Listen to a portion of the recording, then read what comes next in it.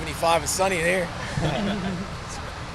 So Marcus, coming out of spring practice, what were your thoughts about the offense and in terms of trying to implement in the fall?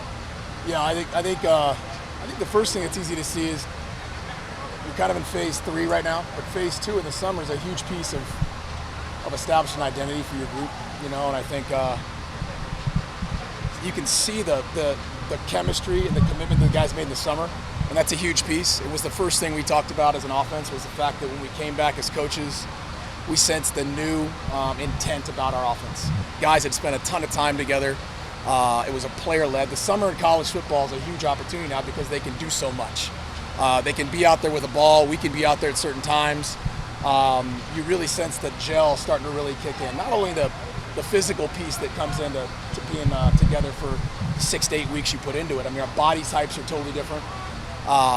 But I just came back, and I really, my hat was off to them. I really commended them for the opportunities that I saw around the building and what they did this summer, because that's where the glue's at, is a player-led group that wants to go out and work in the dark hours, and the dark hours are when we don't prescribe it. And so it was very easy to see today that contribution's paid a lot of dividends, because now we can really hone in on what the identity offense needs to be, and that's going to come to fruition through their work. And that's really the number one focus for us as a group, is can we come out and establish an identity? Can we come out locked and loaded, prepared, poised, with a sense of urgency to get better as a behavior, not just body movements or top speeds? Can we be tough? Can we work through 105 on the first day and a whole bunch of team reps and some new stuff? And the mental and emotional stage late in the practice is the one thing we're really harping on. The physical piece is part of football. But I think when you got a group that hasn't been together a long time, or an inexperienced group is what you have more often than not with a lot of transfers, you're going to have a mental and emotional component that's going to kick in, and that's what we really need to pull together. And then at the end, coming in here, I challenge them to finish. So if there's 3 things we talked about coming into this thing, what I wanted to see as it was nice to see as a unit, was the 3 things that we talked about that we're trying to establish as identity: being prepared, locked and loaded, being tough, and then finishing practice was the thing that we really dialed into. And so there's going to be some good spots and some bad spots, but it was awesome to be back on the field, man. What was your overview of the quarterback room? You got some talent. Yeah. I think we've made some real upgrades there in regards to the ability to push each other. I think Sam's in phase 3 now.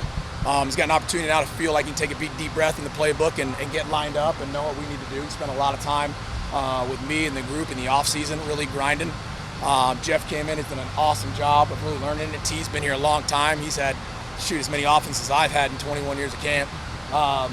And so I think the group has really put their best foot forward.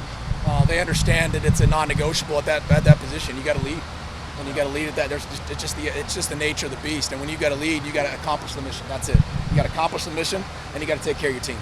And that's the thing they understand. They got to do every day. So I think it's an awesome room. After day 1, I'm excited about seeing the film. Jeff came in with the rep as a terrific runner, but boy, I was impressed with the way he controlled the ball.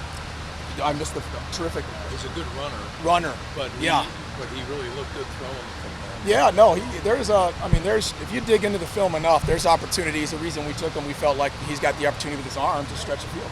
He's got to make some good decisions. He's been bad talked in a lot of ways. I understand that for a bad season here and there. We're not worried about that. He's done an awesome. He's got the physical intangibles that we really like. We've got to hone in on the mental piece and how fast he can pick it up, give him enough things he does well, and really pull him in and to the group. Is there a sense of excitement just because it's day 1? Is there a certain higher level of excitement having guys? Yeah, it's got to be, man. This is special. I told the guys I came in, I was early to everything. I came in hotter than fish grease into the meeting. I said, you guys don't understand, man. Training camp is it. I grew up in Northern California in Rockland with the San Francisco 49ers and Bill Walsh, and watching a huddle break and the smell of grass in Northern California. That's all we had, man.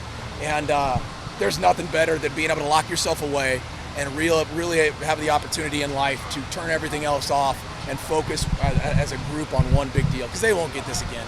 You don't get 125 guys anywhere that are trying to be in footstep, and it's a special opportunity. Us who played and coached and been in this, I'm as fired up as anybody. Day 1 is, if they don't got enough juice, it's going to be an issue. How does the helmet communication change things? Yeah, the helmet communication is going to be good. Obviously, I've experienced in the NFL, so it lends itself to kind of being able to not have us flinch in regards to what we can get done.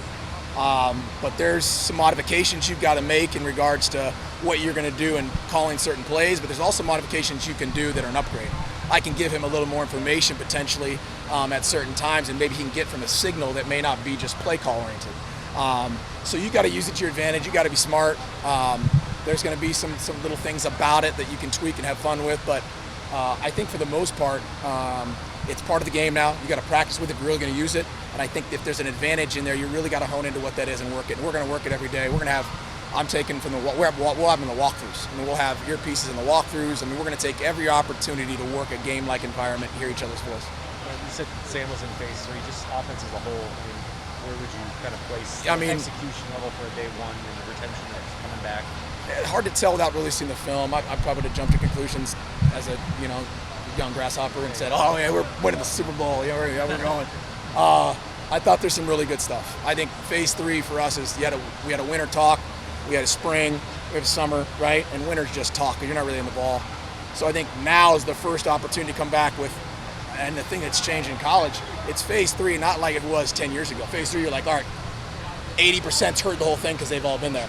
There's a new wave of guys in here. There's 20 new guys in here that have heard it the first time to the transfer stuff. So it's getting more like pro football, and you got 15 free agents and a couple draft picks, and you're like, okay, now I got to reteach the whole thing, which makes you as a coach really look back and go, can I eliminate the gray? Is there a lot of clarity in what we're doing? And so that's where I want to see really more than anything, where the mental error is at. Did I not do a good enough job to eliminate some of the gray?